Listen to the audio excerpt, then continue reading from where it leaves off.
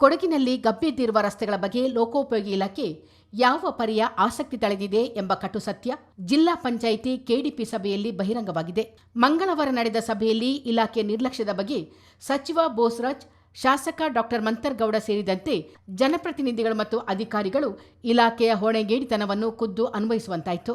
ಅಭ್ಯತ್ಮಂಗಲ ಬಳಿ ಕಳೆದ ಡಿಸೆಂಬರ್ನಿಂದಲೂ ದುರಸ್ತಿ ಹಂತದಲ್ಲೇ ಉಳಿದು ಜನರಿಗೆ ಧೂಳಿನ ಸ್ನಾನ ಮಾಡಿಸುತ್ತಿರುವ ರಾಜ್ಯ ಹೆದ್ದಾರಿಯ ಪರಿಸ್ಥಿತಿ ಬಗ್ಗೆ ಡಾಕ್ಟರ್ ಮಂತರ್ಗೌಡ ಗಮನ ಸೆಳೆದರು.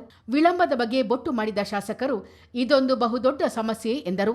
ಈ ವಾರದಲ್ಲೇ ಕಾಮಗಾರಿ ಮುಗಿಸಲು ಅವರು ಸೂಚನೆ ನೀಡಿದರು. ಇಡೀ ರಾಜ್ಯದಲ್ಲೇ ರಸ್ತೆ ಅಭಿವೃದ್ಧಿಗೆ ಅತಿ ಹೆಚ್ಚು ಅನುದಾನ ತಂದಿರುವುದು ಕೊಡಗಿಗೆ, ಆದರೆ ಪ್ರಗತಿ ಕಾಣುತ್ತಿಲ್ಲ ಎಂದು ಸಚಿವ ಬೋಸರಾಜ್ ಹೇಳಿದರು. ಈ ನಿರ್ಲಕ್ಷ್ಯವನ್ನು ಸಹಿಸಲಾಗದು. ಈ ಬಗ್ಗೆ ಮುಖ್ಯಮಂತ್ರಿಗಳಿಗೆ ವರದಿ ಮಾಡಬೇಕಿದೆ ಎಂದು ಸಚಿವರು ಎಚ್ಚರಿಕೆ ನೀಡಿದರು.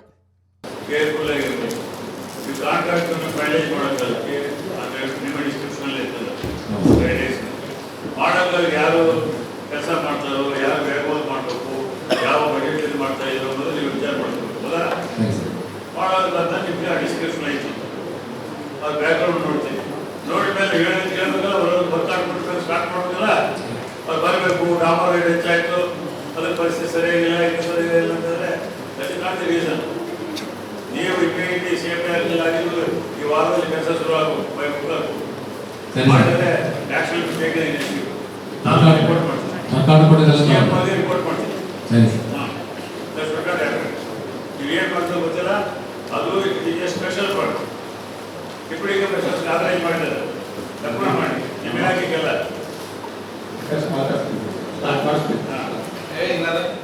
ಕೆಲಸ ಸ್ಟಾರ್ಟ್ ಆಗಿಲ್ಲ. ಬ್ಯೂಟಿಫುಲ್ ರೇಟು ಈ ರೇಟು ಆ ಇಶ್ಯೂಸ್ ಬೇಡ. 220 ಕೋಟಿ ಅನುದಾನ ಬಂದಿದ್ದರೂ ಕಾಮಗಾರಿಯ ಫಾಲೋಅಪ್ ಆಗುತ್ತಿಲ್ಲ. ಅಧಿಕಾರಿಗಳ ದುರಹಂಕಾರವೋ ಬಂಡತನವೋ ಗೊತ್ತಿಲ್ಲ ಎಂದು ಕಟುವಾಗಿ ಡಾಕ್ಟರ್ ಮಂತರ್ಗೌಡ ಪ್ರತಿಕ್ರಿಯಿಸಿದರು. ಯಾವುದೇ ಸಮಸ್ಯೆ ಇದ್ದರೂ ನೀವು ಹೇಳಿಕೊಳ್ಳುತ್ತಿಲ್ಲ, ರೆಸ್ಪಾನ್ಸ್ ಮಾಡುವುದಿಲ್ಲ. ನಮ್ಮನ್ನು ಸಭೆಯಲ್ಲಿ ಹೇಗೋ ಸಮಾಧಾನ ಪಡಿಸಬಹುದು, ಆದರೆ ಜನರಿಗೆ ನಾವು ಏನು ಹೇಳೋಣ ಎಂದು ಪ್ರಶ್ನಿಸಿದ ಬೋಸರಾಜ್, ನಿಮಗೆ ಕೊಡಗಿನಲ್ಲಿ ಇರಲು ಇಷ್ಟವಿಲ್ಲವೇ ಎಂದು ಅಧಿಕಾರಿಯನ್ನು ಖಾರವಾಗಿ ಪ್ರಶ್ನಿಸಿದರು.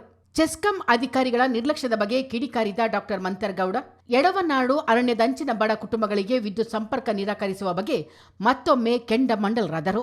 ಬಡವರಿಗೆ ವಿದ್ಯುತ್ ನೀಡದ ನೀವು ಅರಣ್ಯದಲ್ಲೇ ಇರುವ ನಿಮ್ಮ ಕಚೇರಿಗೆ ಯಾವ ಮಾನದಂಡದಲ್ಲಿ ವಿದ್ಯುತ್ ಸಂಪರ್ಕ ನೀಡಿದ್ದೀರಿ ಎಂದು ಪ್ರಶ್ನಿಸಿ, ಮಡಿಕೇರಿಯಲ್ಲಿ ಅರಣ್ಯ ಭವನ ಎಲ್ಲಿ ನಿರ್ಮಿಸಿದ್ದೀರಿ ಎಂದು ಮಾರ್ಮಿಕವಾಗಿ ಪ್ರಶ್ನಿಸಿ, ಸದಾ ಕಾನೂನಿನ ಬಗ್ಗೆ ಮಾತನಾಡುವ ಇಲಾಖೆ ಮೀಸಲು ಅರಣ್ಯದಲ್ಲಿ ಭವನ ನಿರ್ಮಿಸಿರುವುದನ್ನು ಬೊಟ್ಟು ಮಾಡಿದರು. ಸಭೆಯಲ್ಲಿ ಜಲಜೀವನ್ ಮಿಷನ್ ಯೋಜನೆಯ ಆಮೆನಡಿಗೆ ಬಗ್ಗೆ ಗಂಭೀರ ಚರ್ಚೆಯಾಯಿತು. ಯೋಜನಾ ವರದಿ ಹಂತದಲ್ಲೇ ಜಲಜೀವನ್ ಮಿಷನ್ ವಿಫಲವಾಗಿದೆ ಎಂದು ಒತ್ತಿ ಹೇಳಿದರು.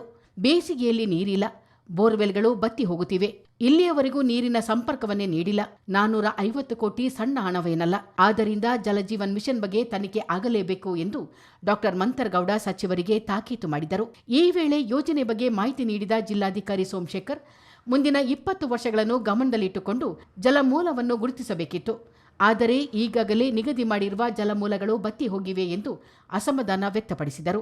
ಈ ಯೋಜನೆ 10 ವರ್ಷವಾದರೂ ಆಗುವುದಿಲ್ಲ ಎಂದು ಕಡ್ಡಿ ಮುರಿದಂತೆ ಹೇಳಿದ ಡಿಸಿಸಿ ಬ್ಯಾಂಕ್ ಅಧ್ಯಕ್ಷ ಬಾಂಡ್ ಗಣಪತಿ, ಗುತ್ತಿಗೆದಾರರು ನೀರಿನ ಮೂಲವನ್ನೇ ಪತ್ತೆ ಹಚ್ಚದೆ ಆರಂಭದಲ್ಲೇ ದೊಡ್ಡ ದೊಡ್ಡ ಟ್ಯಾಂಕ್ಗಳನ್ನು ನಿರ್ಮಿಸಿದ್ದಾರೆ ಎಂದು ಗಮನಕ್ಕೆ ತಂದರು. ಇದೊಂದು ದೊಡ್ಡ ಹಗರಣ ಎಂದು ಹೇಳಿದ ಡಾಕ್ಟರ್ ಮಂತರ್ಗೌಡ, ಒಂದೊಂದು ಗ್ರಾಮಕ್ಕೆ ತಲಾ 1 ಕೋಟಿ ಖರ್ಚು ಮಾಡಿದ್ದರೂ ಯೋಜನೆ ಸಫಲವಾಗುತ್ತಿತ್ತೋ ಏನೋ ಎಂದು ವ್ಯಂಗ್ಯವಾಗಿ ಹೇಳಿದರು. ಆಹಾರ ಇಲಾಖೆಯು ಬಿಪಿಎಲ್ ಕಾರ್ಡ್ಗಳ ಪರಿಶೀಲನೆಯಲ್ಲಿ ಮಾಡಿರುವ ಎಡವಟ್ಟುಗಳ ಬಗ್ಗೆ ಸಭೆಯ ಗಮನ ಸೆಳೆಯುವಂತೆ ಆಕ್ರೋಶ ವ್ಯಕ್ತಪಡಿಸಿದವರು ನಗರಸಭಾ ಅಧ್ಯಕ್ಷೆ ಕಲಾವತಿ. ಜನರಿಗೆ ಯಾವುದೇ ಮಾಹಿತಿ ನೀಡದೆ ಏಕಾಏಕಿ ಬಿಪಿಎಲ್ ಕಾರ್ಡ್ಗಳನ್ನು ರದ್ದು ಮಾಡಿದ್ದೀರಿ. ವೈದ್ಯಕೀಯ ಚಿಕಿತ್ಸೆಗೆ ಬಿಪಿಎಲ್ ಕಾರ್ಡ್ ಅನಿವಾರ್ಯ. ಆದರೆ ನೀವು ಶ್ರೀಮಂತರನ್ನು ರಕ್ಷಿಸಿ ಬಡವರ ಹೊಟ್ಟೆ ಮೇಲೆ ಪ್ರವಾಹ ನಡೆಸುತ್ತಿದ್ದೀರಿ ಎಂದು ಕಲಾವತಿ ಹೌಹಾರಿದರು. ಕೂಡಲೇ ಮತ್ತೊಮ್ಮೆ ಕಾರ್ಡ್ಗಳ ಬದಲಾವಣೆಗೆ ಅವಕಾಶ ಕಲ್ಪಿಸುವಂತೆ ಸಚಿವರು ಅಧಿಕಾರಿಗಳಿಗೆ ಸೂಚನೆ ನೀಡಿದರು. ಸಭೆಯಲ್ಲಿ ರಾಜ್ಯ ಕ್ರೀಡಾ ಪ್ರಾಧಿಕಾರದ ಉಪಾಧ್ಯಕ್ಷ ಅರುಣ್ ಮಾಚಯ್ಯ, ಗ್ಯಾರಂಟಿ ಸಮಿತಿ ಜಿಲ್ಲಾಧ್ಯಕ್ಷ ಧರ್ಮಜ ಉತ್ತಪ್ಪ, ಜಿಲ್ಲಾ ಪಂಚಾಯತ್ ಸಿಇಒ ಆನಂದ್ ಪ್ರಕಾಶ್ ಮೀನಾ, ಜಿಲ್ಲಾ ಎಸ್ಪಿ ಬಿಂದುಮಣಿ, ಉಪ ಅರಣ್ಯ ಸಂರಕ್ಷಣಾ ಅಧಿಕಾರಿ ಅಭಿಷೇಕ್ ಉಪಸ್ಥಿತರಿದ್ದರು. ಚಿತ್ತಾರ ನ್ಯೂಸ್, ಮಡಿಕೇರಿ.